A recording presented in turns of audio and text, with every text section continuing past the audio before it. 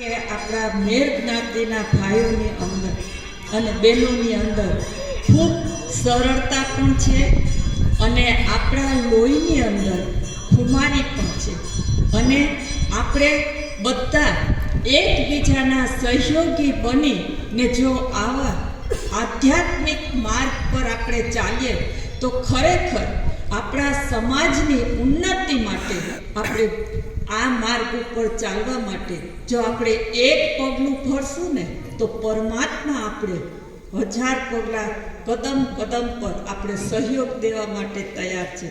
કારણ કે આપણે બધા જ પરમાત્માના સંતાન છે અને હમણાં બહેનોએ તમને કીધું ને કે પરમાત્મા કોણ છે અને આત્મા કોણ છે, તો આત્માના પિતા પરમ આત્મા છે.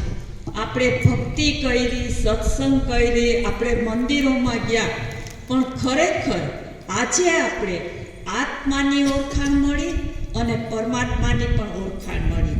તો આ કોટડા ગામની અંદર આજે સ્વયં પરમાત્માએ આવી અને આ બહેનોને એક ફરિશ્તા દ્વારા તમને આ સંદેશ આપ્યો છે. તો એ પરમાત્માના આપણે કોટી વંદન કરીએ કે એ પરમાત્માએ આપણે યાદ કરી અને આપણે બધાને સંગઠિત કર્યા છે. કારણ કે પરમાત્મા તો એક જ છે અને આપણે એક જ પરમાત્માના સંતાન છે. સર્વ ધર્મના પિતા, સારા વિશ્વના પિતા ને સર્વ આત્માના પિતા એક જ છે.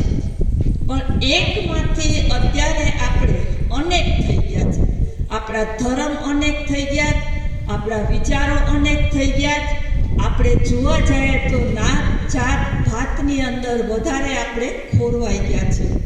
ત્યારે બ્રહ્માકુમારી યુનિવર્સિટીની અંદર પરમાત્માએ આ સંસ્થાની સ્થાપના કરી અને સ્વયંનો પરિચય આપ્યો અને પરમાત્માને આપણા ખુદનો પણ પરિચય આપ્યો કે એ આપણા પિતા છે. જોવા જઈએ